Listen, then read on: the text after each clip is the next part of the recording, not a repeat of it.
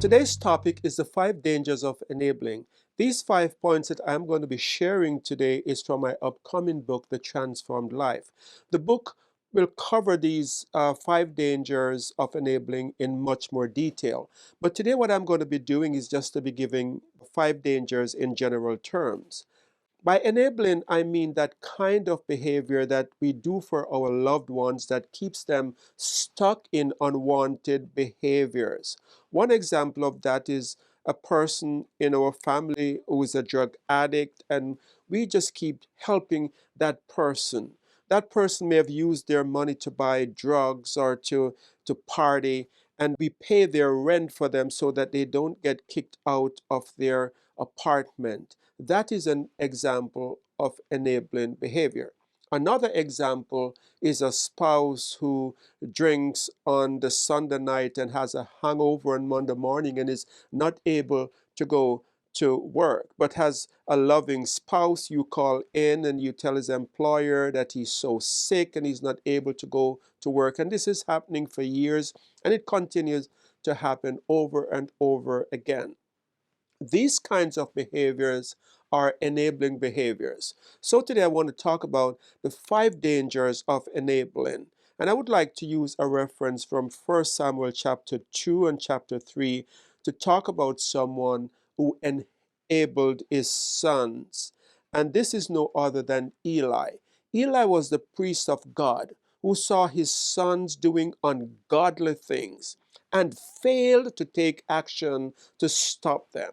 So in 1 Samuel chapter 2, verse 29, we hear God say to Eli that Eli is honoring his sons above God. And in chapter 3, verse 13, Eli is accused of not restraining his son from continuing their sinful behavior. I think that is a warning for us today, that sometimes the love that we have for others can put us in a position where we are not helping them, but we are enabling their behavior. It can also affect our spiritual relationship with God.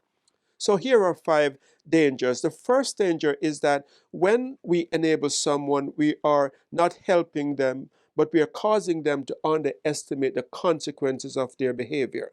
If they never hit rock bottom because you are always jumping in to prevent them from being kicked out or to prevent them from losing their job, they will think that life is just fine. I am able to hold down a job. I have an apartment. Why should I change what I am doing? So that is the first danger. It is the underestimation of the consequences of their dysfunctional actions. The second danger of enabling is that enabling facilitates the unwanted action. So we use the example of a parent who pays the rent for a drug addict child. What you're actually doing by that action is that you're subsidizing their drug use. They will always have money to buy drugs because you are facilitating the unwanted behavior. And I know that is hard because we're doing that out of a love of our heart and not wanting to see our loved ones suffer. The third danger of enabling is that enabling blocks the development of responsibility. So as long as you step in to pay the rent, or as long as you step in to make those calls to the workplace, to give excuses for your spouse why they're not at work, they are never going to develop the responsibility that they need to develop. They won't say, I need to become more responsibility for myself, because they will think that they have nothing to change. Life is just fine. Everything is going well, and they will never change as long as you come to the rescue. They will never develop responsibility. And then the fourth danger of enabling that I see in my practice as a psychotherapist is that enabling helps people in this functional pattern to develop this sense of entitlement.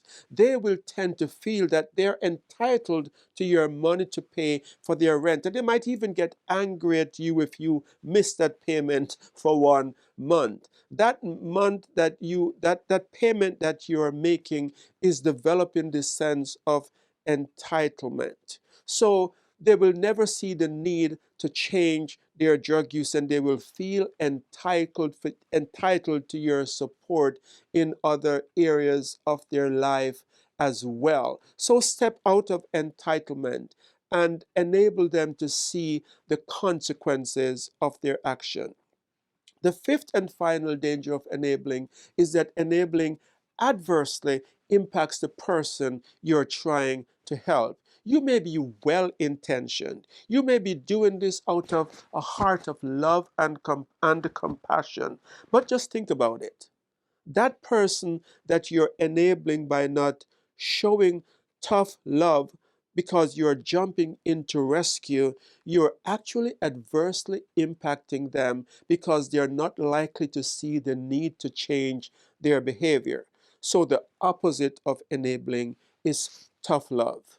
You may know that it will hurt this person to be kicked out, but maybe if they never get kicked out of their apartment, they will never develop that sense of responsibility and see the need to quit. Maybe if they never lose that job and suffer financial hardship, they will never realize that they have a problem and that they have an addiction and that they need help. As a matter of fact, many addicts and many people who are in dysfunctional patterns deny that they have a problem. Everyone around them may see it, but they will deny that they have a problem. One of the reasons for that is that denial is that they have been enabled by others, and it has prevented them from hitting rock bottom. We have an example of the story in the story of the prodigal son. When the son came to the father and said, I want my inheritance, then the son went out and spent everything that he had in sinful living. The Bible tells us that when no man gave him anything, he came to his senses and said, I will arise and go to my father. In other words, when he hit rock bottom, when he was eating pig food, when he no longer had money to party, he came to his senses and said, I will go to my father. So just think about it for a moment. If he never hit rock bottom, he would have never had said to himself, I will arise and go to my father and I will apologize and say, I am not worthy to be taken back as your son, but I will come back as your hired servant. In other words, he didn't have this sense of entitlement. That would never have happened if his father was sending him e-transfer payments every month or sending Western Union payments or e-transfer. He would have continued in his sinful life. So in 1 Samuel chapter 3, God was mad at Eli for enabling his sons. God pronounced consequences that would happen, negative consequences that would happen as a result of Eli's enabling. I am saying to you today, as I close, that these negative consequences will follow your enabling behavior. So here is an opportunity I'm presenting to you today for you to exercise tough love and to change your actions. I know this is not always easy, but with God's help, it is possible. Thank you for listening to this video today. I want to remind you that we have many more self-help videos like this on our YouTube channel. You can listen to these by just type in ElimCounselling Services in YouTube. We are a not-for-profit organization, so we count on your support to keep making videos like these. You can support us by becoming a patron by going to our Patreon page and just searching for patreon.com/ElimCounselling or by going to our website at elimcounselingministry.com. Thank you so much for listening, and may God bless you until we meet through this means again.